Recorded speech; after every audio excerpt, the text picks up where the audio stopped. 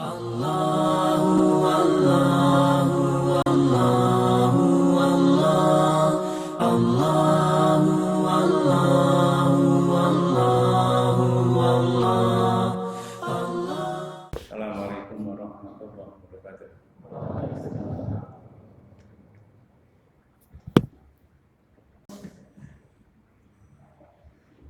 Innal hamdalillah nahmaduhu wa nasta'inuhu wa nastaghfiruhu wa nastahdihi wa natubu ilaihi wa na'udzu billahi min shururi anfusina wa min sayyiati a'malina may yahdihillahu fala mudilla lahu wa may yudlil fala hadiya lahu wa asyhadu an la ilaha illallah wahdahu la syarika lahu wa asyhadu anna Muhammadan abduhu wa rasuluh. Ya ayyuhalladzina amanu taqullaha haqqa tuqatih wa la tamutunna illa wa antum muslimun. Ya ayyuhan nasu taqu rabbakumul ladzi khalaqakum min nafsin wahidah wa khalaqa minha zawjaha wa batha minhuma rijalan katsiran wa nisaa'a wattaqullaha alladzi tasaaluna bihi wal arham innallaha kana 'alaikum raqiba. Ya ayyuhalladzina amanu taqullaha wa qulu qawlan sadida yuslih lakum a'malakum wa yaghfir lakum dhunubakum wa may yuti'illaha wa rasulahu faqad faza fawzan 'azima. Amma ba'du fa inna asdaqal hadithi kitabullah wa khairal hadi hadi Muhammadin sallallahu alaihi wasallam. Wa syarrul umuri muhdatsatuha wa kullu muhdatsatin bid'ah wa kullu bid'atin dhalalah wa kullu dhalalatin finnar. Ikhwan fillah asyhadu pekan yang lalu saya janjikan untuk membacakan dua hadis. Sudah saya baca satu hadis tentang ponis orang-orang sapi yang mengatakan orang yang mati karena demonstrasi itu mati jahiliyah. Sebenarnya ditujukan kepada orang-orang apa?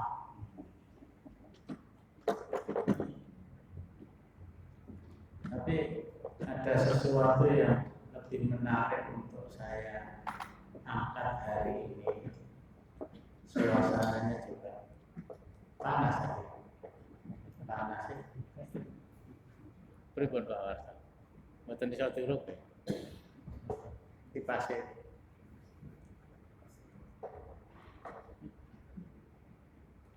Aku sudah terasa panas.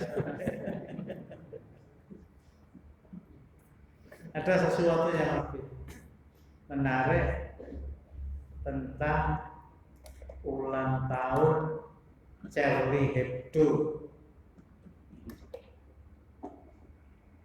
ketika 5 tahun yang lalu kantor mereka tiba-tiba didatangi oleh seseorang yang tidak dikenal. Tangan mereka ada senjata AK-47 dan kemudian ditujukan kepada mereka yang ada di sana. 13 orang. Kenapa? Mereka secara terang-terangan, bukan dituduh, secara terang-terangan telah membuat karikatur Rasulullah Sallallahu Alaihi Wasallam dalam majalah mereka yang bernada menghina melarasi udah disangkir.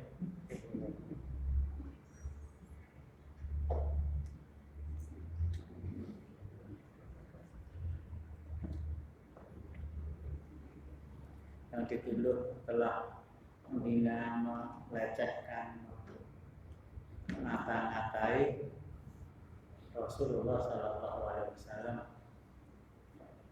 dengan tulisan tentu saja yang tidak pantas dilakukan.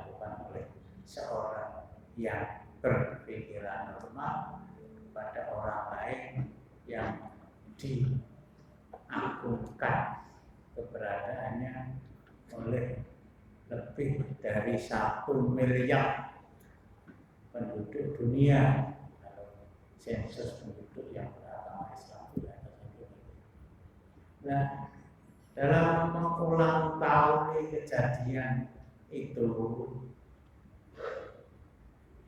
bukan mereka memasang bendera Waalaikumsalam setengah tiang atau tidak, menerbitkan kembali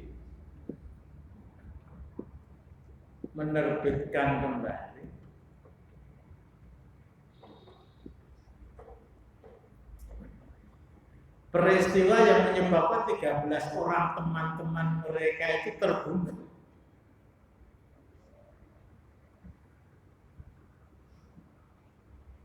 Dari satu sisi memang bukan hanya ngenyek ya itu ya, ngenyek.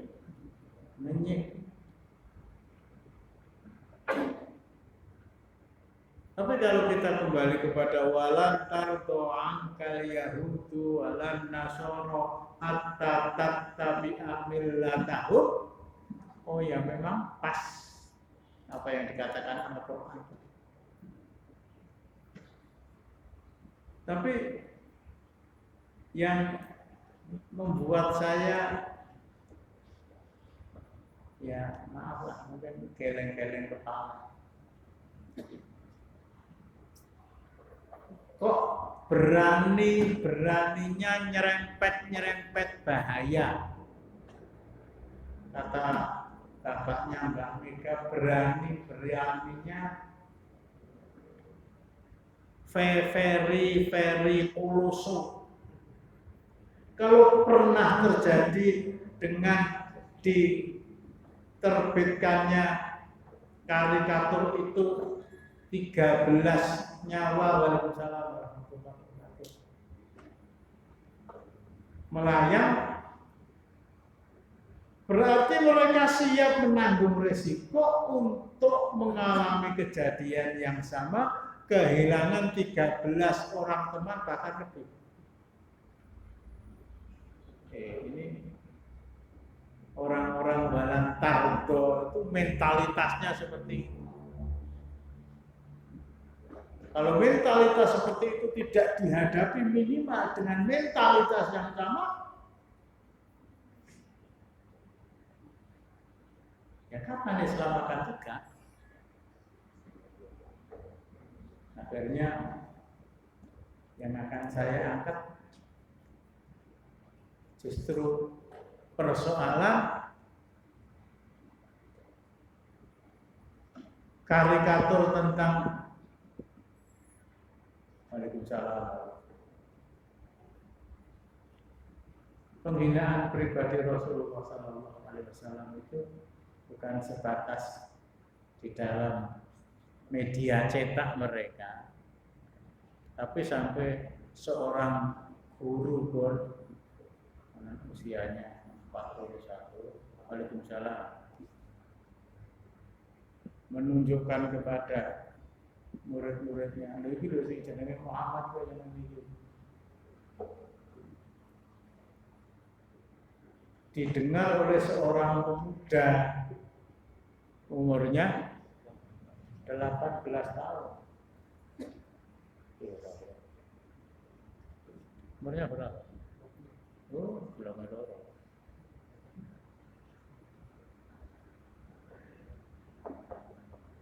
Wallahu a'lam ya bagaimana caranya. Kalau itu terjadi pada masa Rasulullah, pada masa sahabat, pada masa tabi'in dan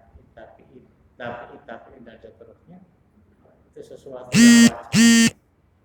Seorang anak muda usia 18 tahun justru di salah satu negara the Big Five namanya Prancis itu punya pedang.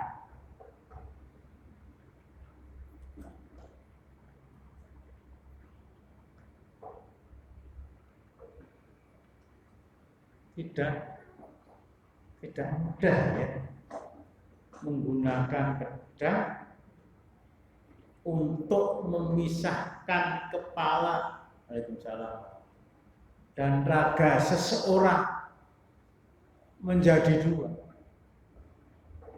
Sekali tebas, sekali penggal. Kalau sebelumnya dia tidak setidak-tidaknya melatih diri untuk berakrab-akrab dengan pedang. Ini Indonesia sesuatu yang aneh ben ajaib. Anak 18 tahun kudune duwe HP papat. Yang dimiliki dia ayo. Pak yo. Dipenggal.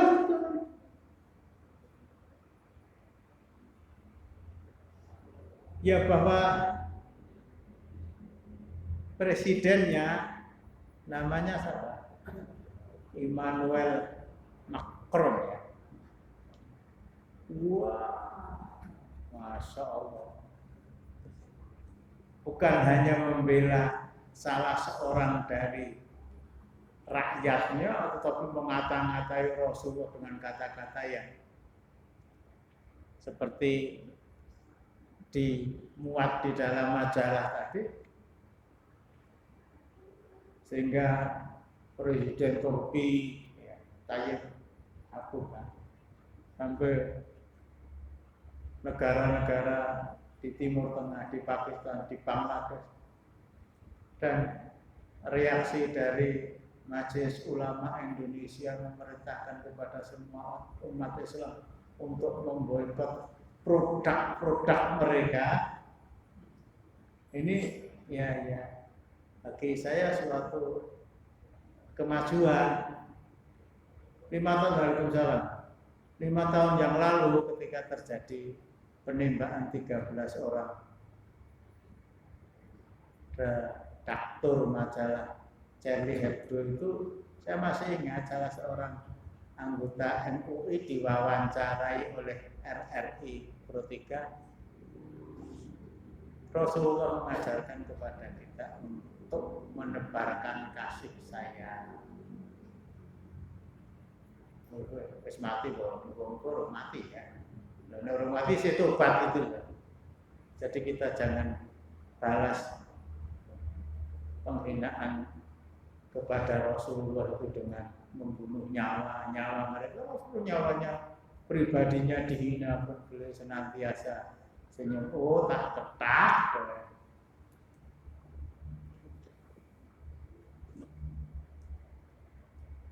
Ini saya promosikan untuk yang kesekian kali. As-sarimul maslulu ala satimir rasul. Pedang yang terhunus. Untuk orang yang mencaci maki Rasulullah. Di dalamnya lebih dari 50 hadis sahih. Semuanya menerangkan bahwa orang yang mencaci maki Rasulullah, menghina Rasulullah, mengata-ngatai Rasulullah dengan kata-kata yang tidak senonoh dan tidak pantas dengan pribadi beliau yang agung, yukta harus dibunuh. MUI tadi boleh ilmunya nanti ya. Itu 5 tahun yang lalu. Alhamdulillah saya dengarkan di radio menuntut, menghimbau, mengajak kepada seluruh umat Islam Indonesia untuk boikot, menolak produk dari Prancis, sampai di mana hasilnya. Tapi tosa Indonesia sih demo menyatakan ketidaksenangan kepada pribadi presiden dan kepada majalah Charlie Hebdo itu, yang saya ketahui se-Indonesia lagi siji nanti itu. Yang demo cuma baru satu yang saya ketahui nanti itu. Jogja. Orang Jogja. Di Solo kemarin itu loh, ya kita coba di Solo, saya malah dari Jogja belum tahu, sampai yang beritahu saya beritahu antum gitu ya, timbal balik. Sementara seorang pemuda usia 8 itu tenan loh akeh. Nek orang biasa sok malah kualik loh.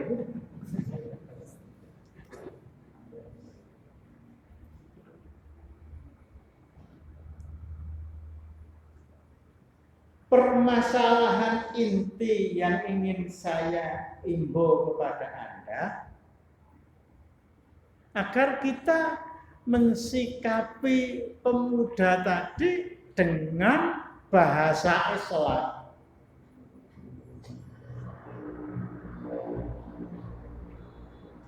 Dalam berita yang lain, radio swasta, umat Islam Prancis mendukung penuh kebijaksanaan presiden mereka dalam mensikapi pemuda yang dengan pedangnya membunuh seorang guru yang menyebarkan kepada murid-muridnya tentang keindahan karikatur yang menghina Rasulullah.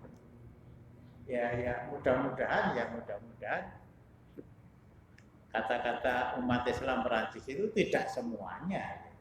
Ya, jadi seandainya di Perancis itu ada organisasi Islam, pimpinan organisasinya yang menyatakan seperti itu, sementara anak buah mereka tidak mesti satu kata dengan pemimpinnya.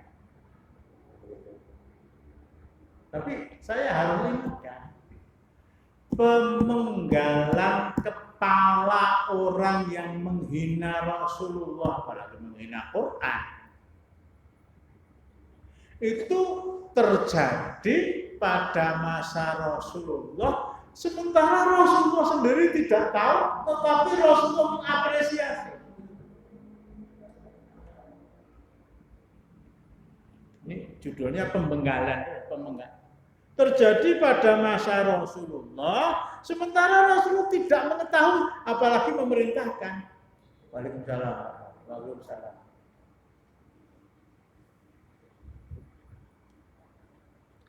Kalau mau membeli, ini sudah diterjemahkan di dalam bahasa Indonesia oleh Pustaka Al-Alaq.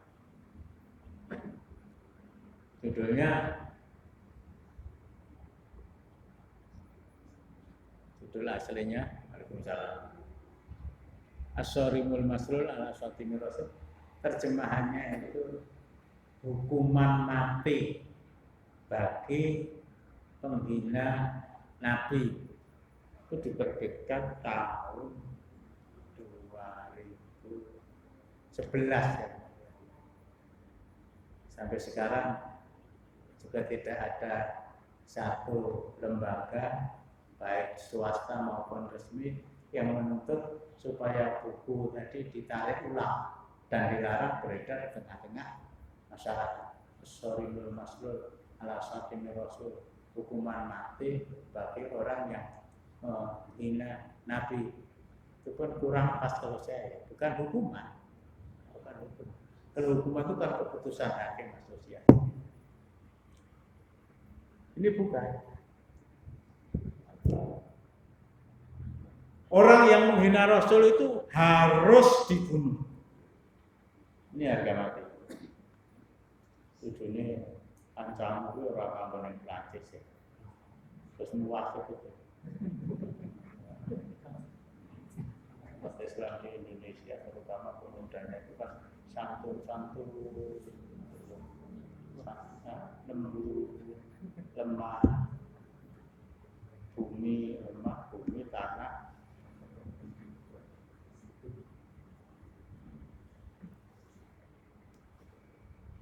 Sudah sering saya angkat atau diangkat oleh yang lain. Oleh Syekhul Islam dikatakan hadis ini mursal, tetapi riwayat dari sisi lain juga banyak sehingga tidak salahlah kalau saya, sehingga bisalah atau benarlah seandainya apa yang beliau tulis ini dijadikan iktibar. Nah, beliau begitu. Dua orang berbeda pendapat dan tidak bisa diselesaikan. Dua orang berbeda pendapat dan tidak bisa diselesaikan. Ini biasanya masalah yang berkaitan dengan harta, dengan utang piutang, dengan pinjam meminjam, sewa menyewa. Tidak bisa diselesaikan dan tidak bisa mendapatkan titik temu, sehingga perlu pihak ketiga.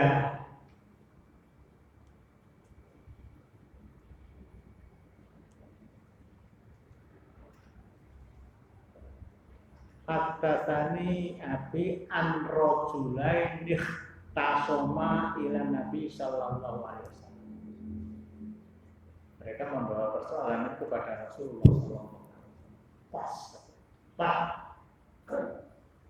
Setelah mereka masing-masing mengemukakan persoalan dan Rasulullah bisa menyimpulkan, yang satu diputus oleh Rasulullah benar, yang satu diputus oleh Rasulullah salah. Nah, orang yang diputus salah artinya kalah, itu tidak terima,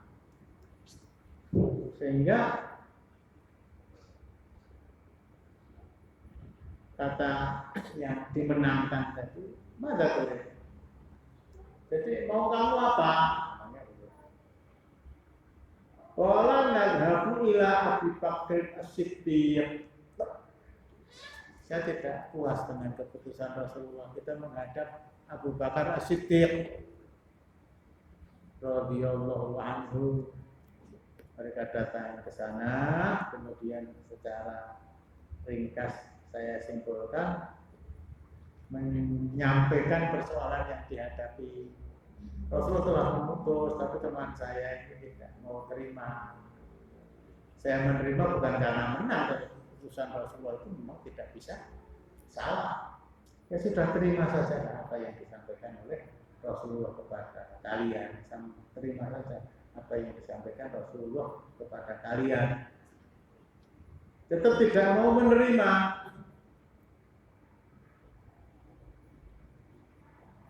Kata Rasulullah, antuma ala ma qadha bi Nabi sallallahu alaihi wasallam. Terima saja apa yang diputuskan Rasulullah. Apa yardo, dia tidak mau menerima.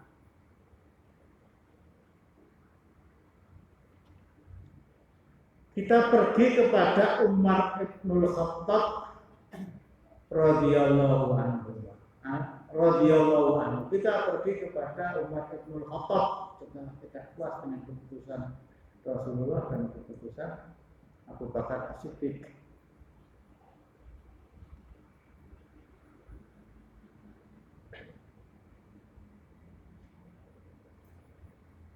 Disampaikan kepada Umar bin Khattab apa yang terjadi. Kemudian Umar bin Khattab tidak memberi nasihat seperti Abu Bakar. Fatahola Umar manzilahu. Umar masuk ke dalam rumahnya.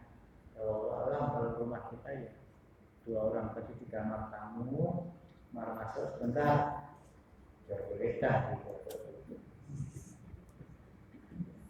Fakhoroja, kemudian dia keluar, wasaifu fiyatihi qad salla. Dia keluar, pedang di tangannya dan sudah dicabut dari sarungnya. Di singkat itu langsung di penggal.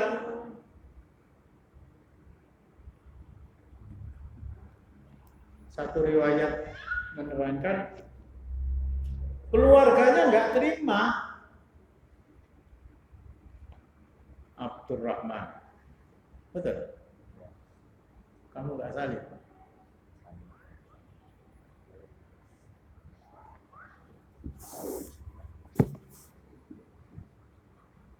Lapor kepada Rasulullah.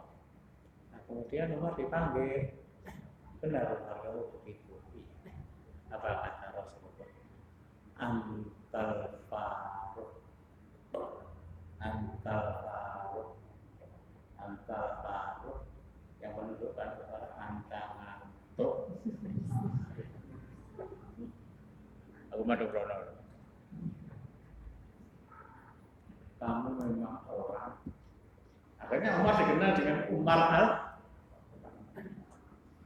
yang secara hitam putih diberi kemampuan oleh Allah untuk memisahkan antara yang hak dan yang batil. Kalau kelanjutan riwayat ini dari sana Allah Subhanahu wa taala menurunkan firman-Nya di dalam surat An-Nisa ayat 65.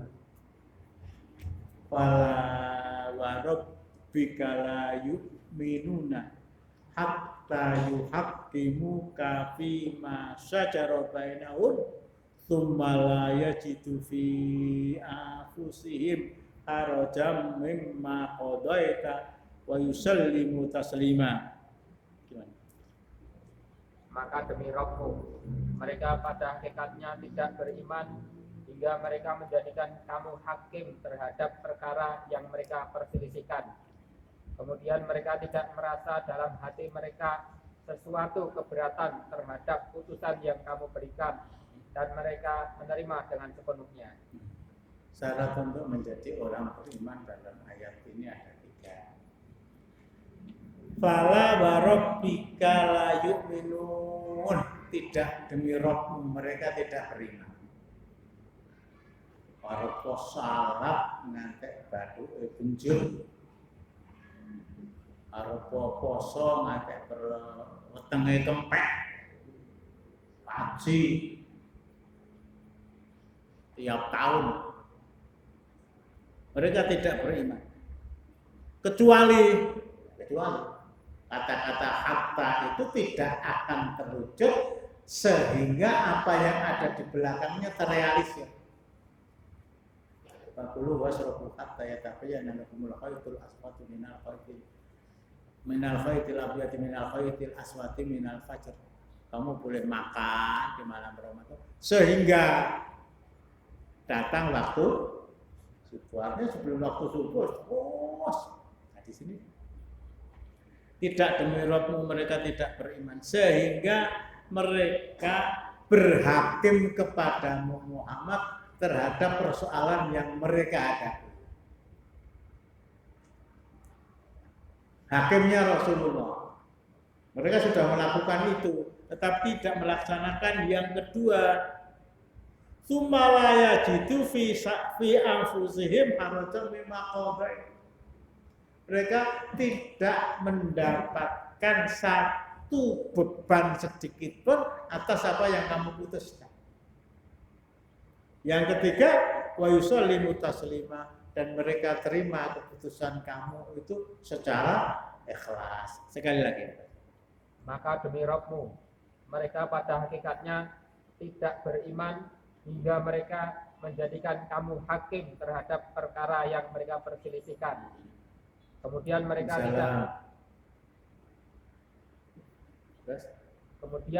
tidak merasa dalam hati mereka sesuatu keberatan terhadap putusan yang kamu berikan, dan mereka menerima dengan sepenuhnya. Mereka menerima dengan sepenuhnya.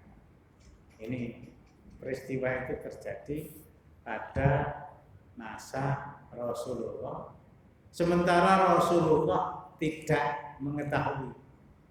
Dari sana saya sudah pernah singgung sedikit dan lama saya baca dulu di Masjid Istiqomah. Kepada orang yang menghina Rasulullah Sallallahu Alaihi Wasallam, kepada orang yang menghina Rasulullah Sallallahu Alaihi Wasallam, hukumannya bunuh, harga mati. Bahkan Imam Ahmad menambahkan yuktal wala yustatab,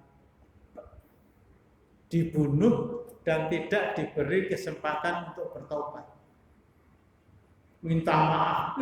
Ini urusannya dengan Allah. Minta maaf kepada umat Islam, ini urusannya dengan Allah. Jadi tuntutan-tuntutan yang terjadi pada hari ini, ya timbangan orang. Tapi kalau ukurannya Quran dan Sunnah, tuntutan hari ini juga tidak pas. Kami tuntut agar Presiden Prancis Emmanuel Macron meminta maaf kepada umat Islam se-dunia. Gantian, saya. Nama-nama udah pijetan.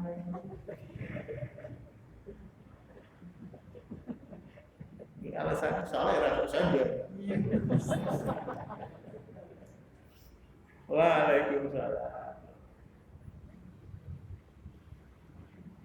Yukta dibunuh, dan ini bukan radikal, ini bukan ekstrim kanan ekstrim kiri,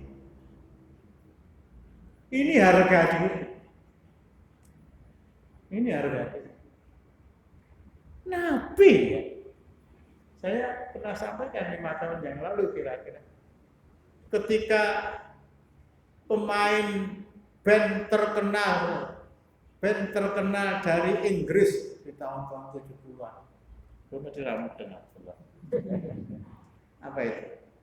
The Beatles, John Lennon. Ya, memproklamirkan diri, kami lebih terkenal dari Yesus Kristus. Kami lebih terkenal dari Yesus Kristus. Logika bisa menerima itu.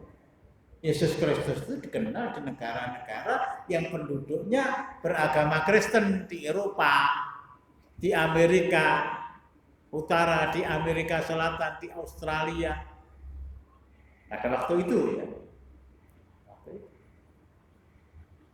Tapi di Cina yang agamanya komunis, di Uni Soviet belum berubah menjadi Rusia. Mereka nggak kenal Yesus itu siapa, kecuali beberapa kelompok minoritas yang menganut agama Kristen di Korea Utara, di Jepang, di Afrika, bahkan banyak di Indonesia. Tapi mereka di Rusia, mereka di Cina, mereka di Korea, di Jepang, kenal itu, The Beatles itu kenal. Kalau panjang rambut itu menjadi kode mereka. Jadi logikanya lebih bisa diterima. The Beatles lebih dikenal oleh dunia daripada Yesus Kristus. Tapi pernyataan mereka itu menyinggung hati mereka. Saat dunia mereka demonstrasi, cabut kata-kata kamu. Ayo silakan katakan orang-orang Kristen radikal. Orang nih, nyatu radikal tenang. Ini persoalan harga diri ya. Mana? Abu Abdul Qayyum.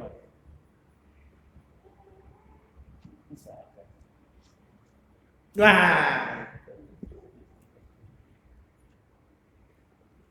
Beliau memberi nama anak beliau Abdul Qayyum itu karena seorang pemuda muslim mantenanya mendengar cerita penduduk minoritas juga itu India loh. Waktu itu belum terpisah antara Pakistan, India dan Bangladesh. Mantenanya itu mendengar cerita bahwa ada orang Hindu yang menghina Rasulullah, kemudian dilaporkan kepada pemerintah liberal Inggris. Pemerintah Inggris akhirnya menangkap dia dan hari H ditentukan untuk diadili. Dia pamit sama istrinya, aku harus tinggal di sebelah di India bagian utara yang sepanjang tahun suasananya dingin terus. Kebiasaan mereka senantiasa memakai selimut kemana-mana.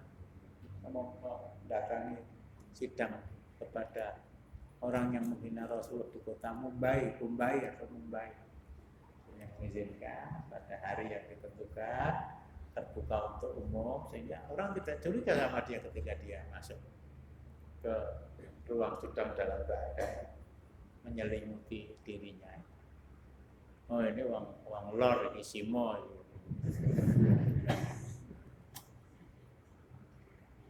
Ketika sidang sudah dimulai, suasananya tegang, suasana berdele-dele. Abdul Qayyum ini berdiri, ngira arep molek ya. Gimana ngantuk tilok teh.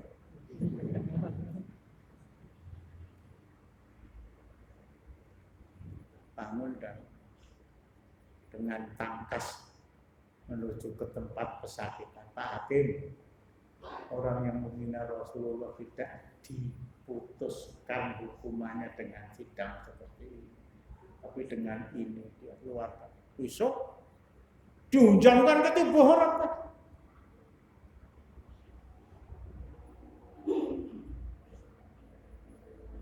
Wah, masuk hakim ya sampai bersembunyi di bawah meja jaksa.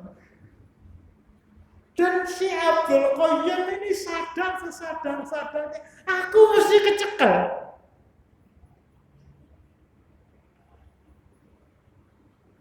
Aku mesti kecekel. Saya mesti diberi hukuman yang berat.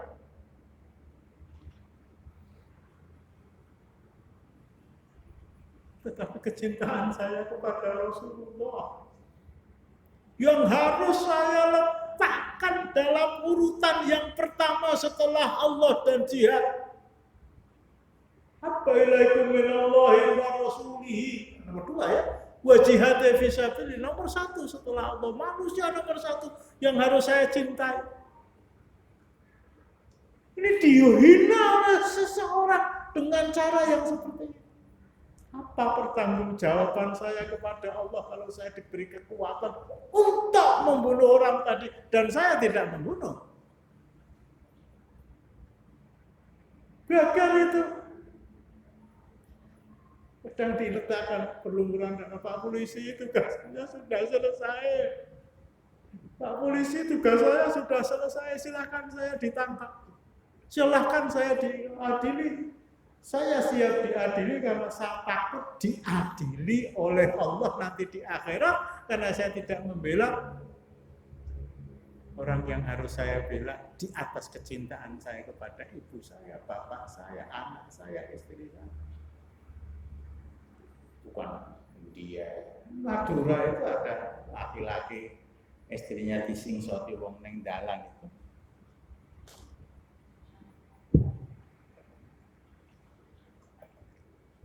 Lapor sama suaminya langsung itu ke belakang golek arit gerang itu celurit itu. Ayo siapa yang nyingsoti istri saya? Cara itu. Ini harga diri. Ini harga diri.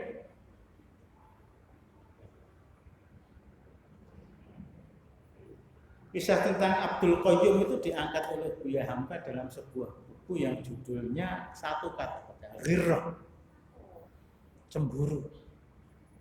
Nah, beliau mengangkat ghirrah seorang pemuda yang usianya sama dengan pemuda yang menggal kepala seorang guru yang membeberkan karikatur yang menghina Rasulullah di depan muridnya. Ini terjadi di Makassar. Bahasa orang sebelum perang, maksudnya sebelum perang muda. Sebelum perang, kalau orang berbicara sebelum perang, maksudnya sebelum perang dunia kedua, sebelum kemerdekaan. Buya Hamka itu ditugaskan oleh Muhammadiyah untuk mengajarkan agama di sana. Beliau bercerita tentang syirik. Harga diri seseorang yang tersinggung oleh orang lain dalam hal ini, kalau ukuran sekarang itu sepele. Ada seorang pemuda melihat pemuda lain boncengkan adik perempuannya. Ada seorang pemuda boncengkan adik perempuan. Ya belum ada trompet waktu itu, ya sepeda. Ya, seorang pemuda Makassar waktu itu kemana-mana membawa senjata khas Makassar, apa? Badik. Dikejar itu. Tidak usah pakai babi bu, langsung ditusukkan badik tadi ke tubuh orang yang boncengkan.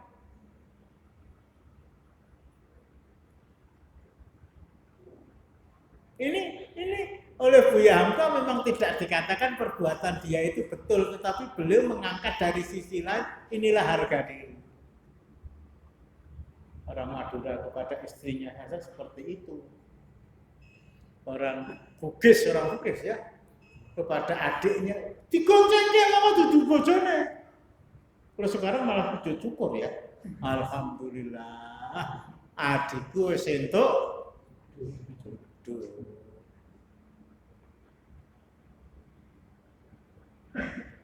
Jadi Abdul Qayyum itu tadi ya seperti itulah mestinya. Saya ingin mengingatkan, kita harus mengatakan bahwa pemuda usia 18 tahun yang telah membunuh seorang guru yang membuka atau menceritakan tentang karikatur yang menghina Rasulullah dengan dipenggal kepalanya itu pas.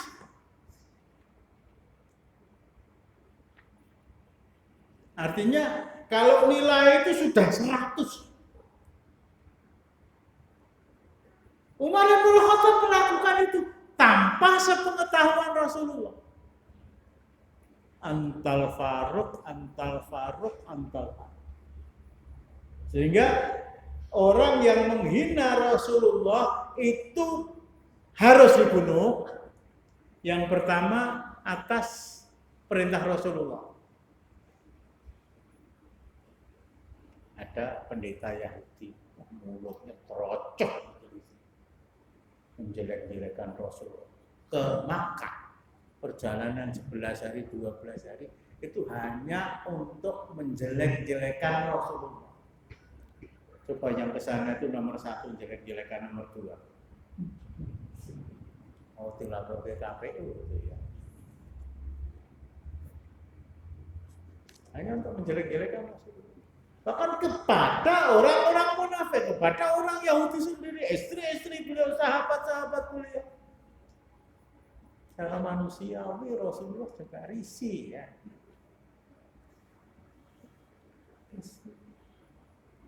Akhirnya di tengah-tengah sahabat beliau, man nikah bibnil ashraf, siapa yang akan menyelesaikan urusan saya dengan Ka'ab bin Ashraf? Dia telah menghina Rasulullah, dia telah menghina istri-istrinya. Ini seorang sahabat namanya Muhammad bin Maslamah. Saya Rasulullah, aku hibbu an aqtulahu. Apa Rasulullah ingin agar saya membunuh dia? Iya. Pamit Rasulullah. Ceritanya panjang tapi akhirnya itu atas perintah Rasulullah SAW. Tapi ada juga ya kisah seperti kisahnya Umar ibnul Khattab tadi.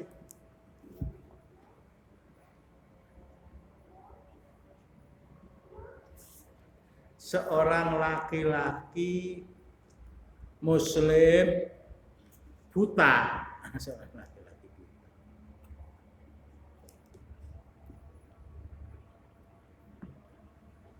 Dia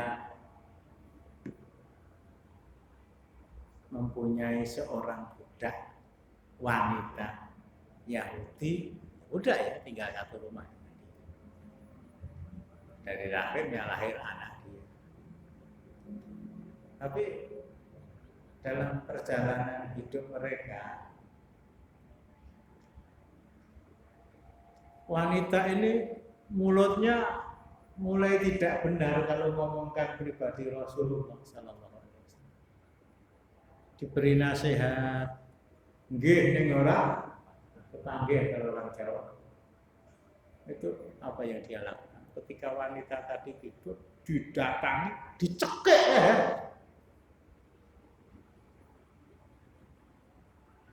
Dicekik ya. Bahkan caranya tidak dicekik ya. Wajahnya itu kayak bantal. Yang sering kita dengar berita itu. Akhirnya meninggal. Ketika berita tadi sampai kepada Rasulullah sallallahu alaihi wasallam, fadzukira amruha fa'atalla nabiyyu sallallahu alaihi wasallam damaha Rasulullah membebaskan dia untuk utang pati sahur. Ini membunuh secara sengaja. Nanti bisa dibaca ya surat An-Nisa ayat 92-93. Itu ketentuan yang dari Allah.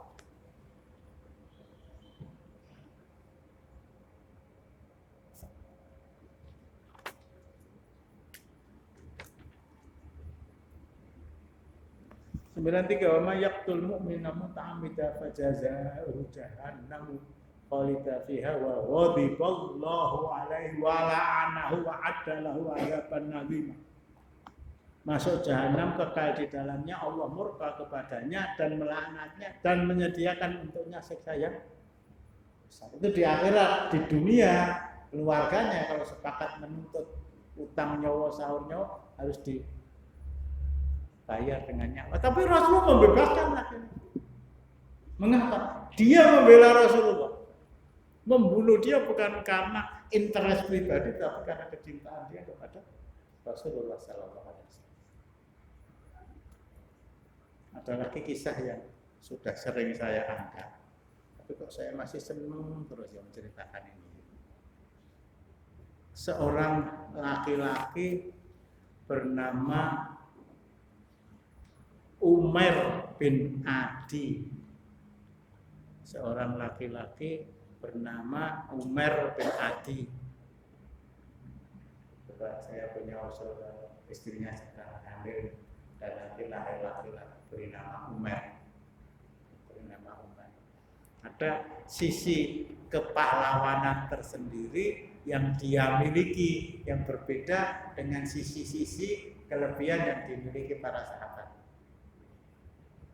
Kalau yang saya kenal di Solo namanya Umar itu anaknya Pak Kalono.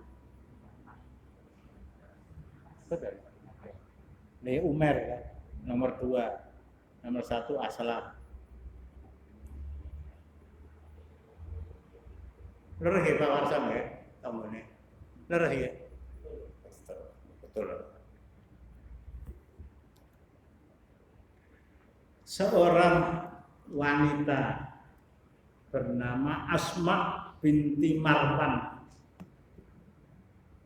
Wanita lebih fasih ya, seperti wanita Yahudi. Ada kelebihan dia pandai membuat syair.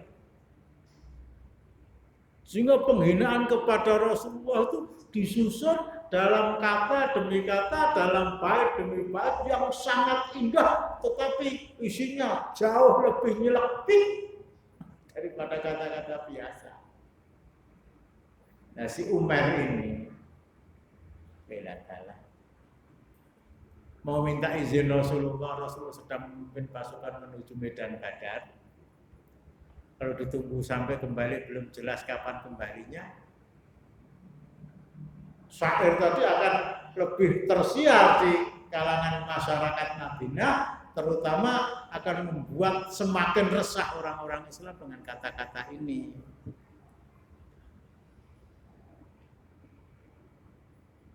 Apa kata Umar tadi? Allahumma inna laka alaya nadron la in rodatta Rasulullah sallallahu alaihi wasallam ilal Madinati la aqtulannaha. Saya bernazar di hadapan, saya bernazar. Kata orang Jawa, orang ujar, orang tahu, saya bernazar. Kalau nanti Rasulullah pulang dengan selamat dari medan batang tanpa harus meminta izin beliau terlebih dahulu, saya akan bunuh wanita. Tetangga dia, satu suku.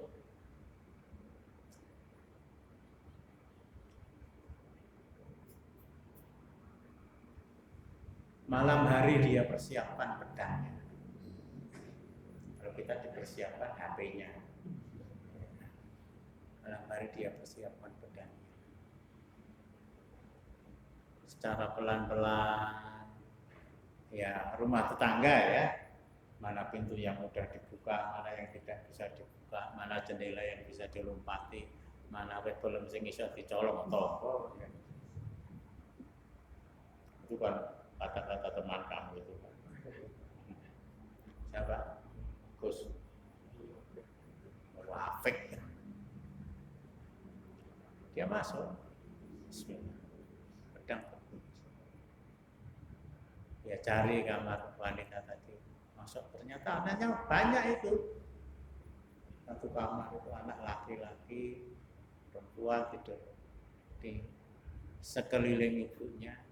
Dan yang paling kecil itu masih dalam keadaan netek kepada ibu.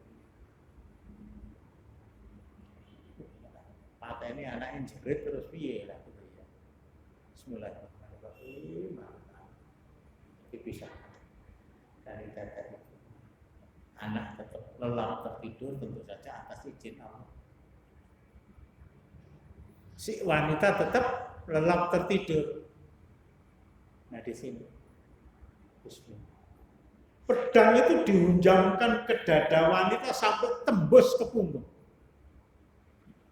Orang wantu, buah, baca tak? Itu bukan hanya ngantuk tapi tidur. Tak demengi apa, tak demengi ini nyambung itu. Orang dibangunkan. Aku matur bono loh.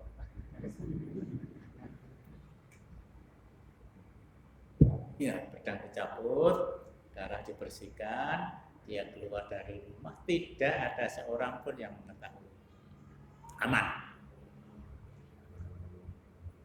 Ya, kira-kira kalau ukuran sekarang yang pukul 3 atau setengah 3, setengah 4, setengah jam kas mancing, subuh dia masuk ke Masjid Nabawi, niatul masjid, salat tahajud menunggu datangnya waktu subuh, akhirnya waktu subuh dan seterusnya Rasulullah imami, kemudian selesai tidak seperti biasanya ya. Rasulullah kalau subuh atau asar itu duduk di masjid setelah sholat dalam wirid pagi atau wirid petang. Kalau pagi sampai matahari terbit kemudian sholat suruh, enggak.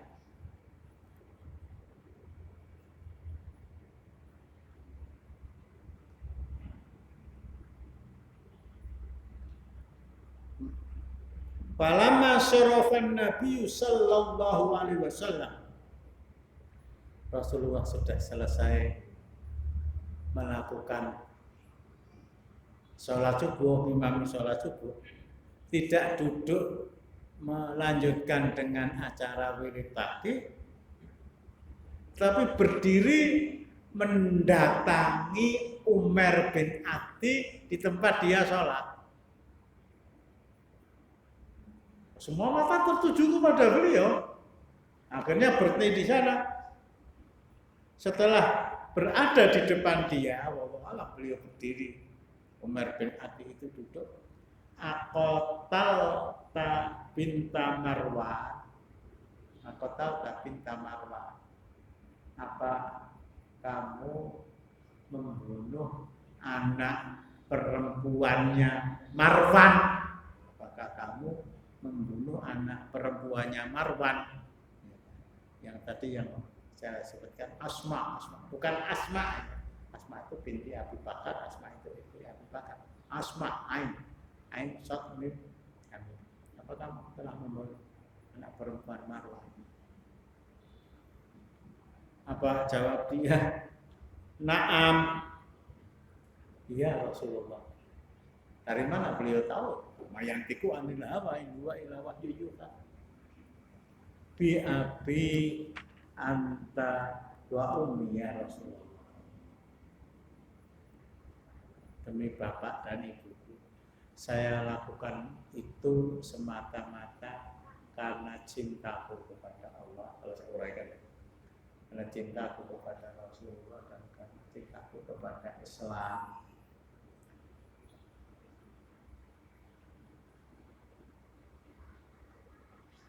Apa komentar Rasulullah? Ada beberapa hal yang kalau saya terangkan mungkin agak membingungkan, tapi saya ambil tengah-tengah di sini.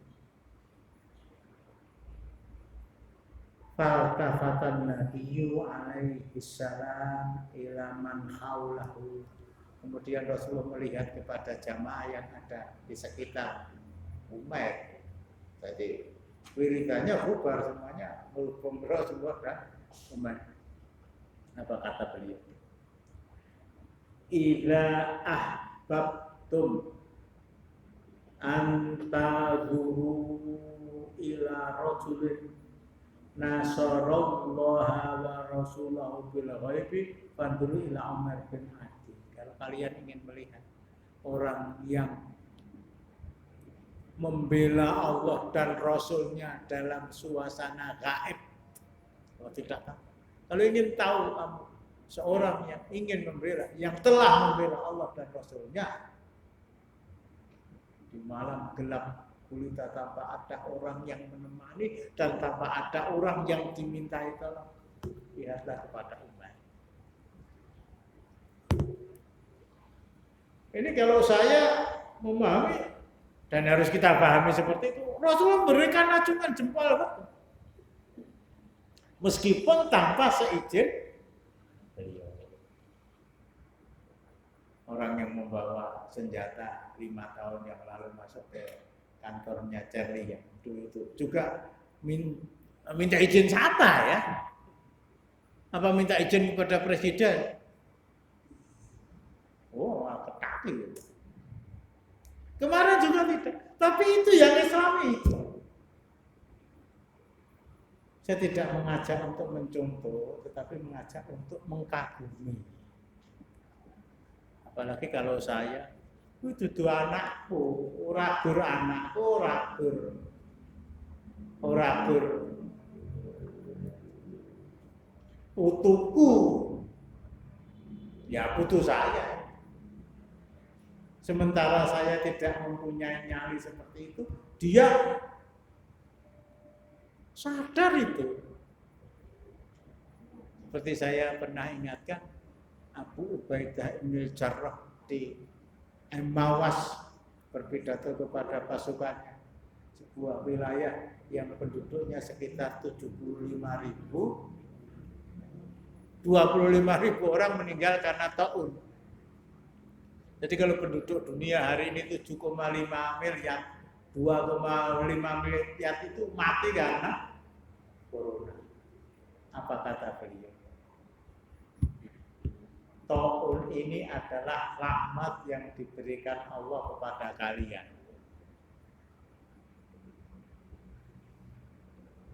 Taun ini adalah doa Nabi kalian untuk kalian agar kalian bisa mati syahid tanpa harus maju ke medan perang. Taun ini merupakan salah satu kematian dari orang-orang soleh sebelumnya. Saya memohon kepada Allah agar saya diberi jatah. Kalau jumlahnya 25.000 orang, matematikanya. Saya memohon kepada Allah agar saya dicatat menjadi orang yang ke-25.001 atau 25.000 mati karena tahun ini. Apa orang ini jawab? Berani nyontoh enggak? Ya jangan toh, urung nyoblos tanggal 1 Desember. Sing Joko urung dadi manten, sing wis dadi manten urung di anak, sing wis di anak urung mantu, sing wis mantu urung ngomong putu sing wis ya batu apa tuh lah yu amaru alfasana wa ma huwa bimuzahzihi minal adab. Ini penyakit orang-orang Yahudi, ingin diberi usia 1000, tapi 1000 tahun itu tidak akan menyelamatkan dia dari siksa Allah. Saya akhiri di sini, masih ada ini kisah Umair. Saya cuma ingin mengajak bahwa kita melihat peristiwa yang terjadi di Paris, dan ini yang kedua kali itu dengan menggunakan kacamata Islam. Dengan menggunakan kacamata Islam. Orang yang tidak bersikap seperti itu ya tidak bisa disalahkan. Tetapi kalau menyalahkan orang yang telah memenggal kepala seorang guru yang menerangkan tentang karikatur yang menghina Rasulullah, nah di sisi Allah terus kaya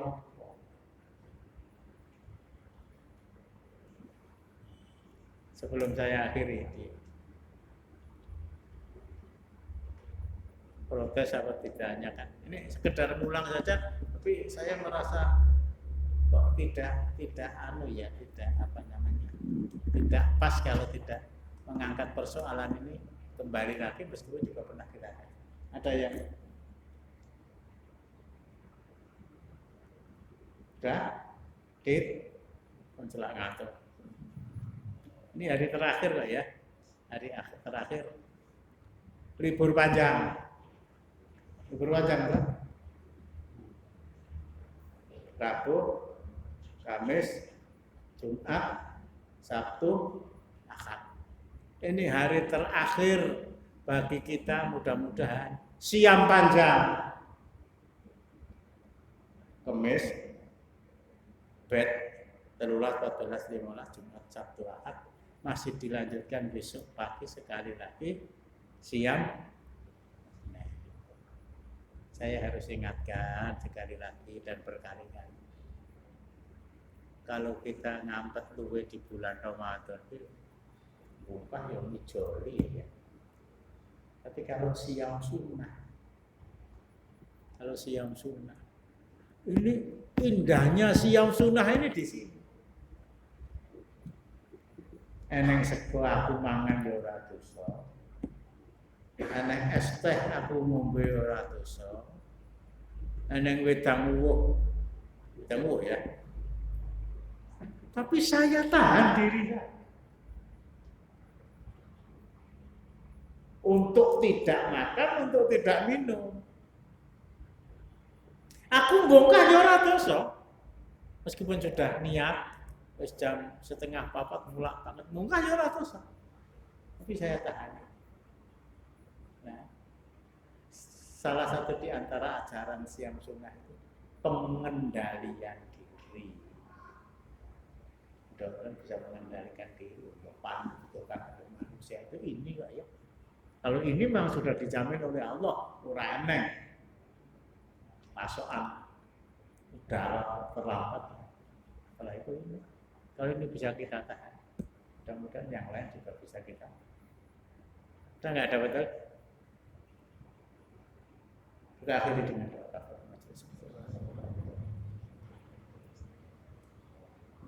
Assalamualaikum warahmatullahi wabarakatuh.